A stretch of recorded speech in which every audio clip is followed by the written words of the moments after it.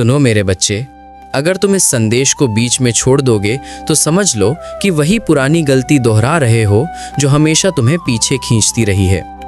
मुश्किलें उन लोगों को कभी मंजिल तक नहीं पहुंचने देती जो आधे रास्ते में हार मान लेते हैं। श्याम बाबा कहते हैं कि जो इंसान अंत तक डटा रहता है उसके लिए हर दरवाज़ा अपने आप खुल जाता है। और याद रखो, तुम्हारे आंसू, संघर्ष और थकावट सब तुम्हारी ताकत बनकर तुम्हारे साथ रहेंगे, लेकिन केवल तब जब तुम धैर्य न खो। और सुनो, जो भक्त इस संदेश को अंत तक सुनेगा और कमेंट में लिखेगा जय श्री श्याम, उसकी किस्मत ऐसे बदल जाएगी जैसे अंधेरी रात अचानक उजली सुबह में बदलती है। अब तुम्हारे पास दो रास्ते हैं, या तो बीच में छोड़ दो या अंत तक सुनो और अपने जीवन का नया अध्याय खोलो। कमेंट करो जय श्री श्याम और विश्वास रखो, चमत्कार खुद तुम्हारे कदम चूमेंगे।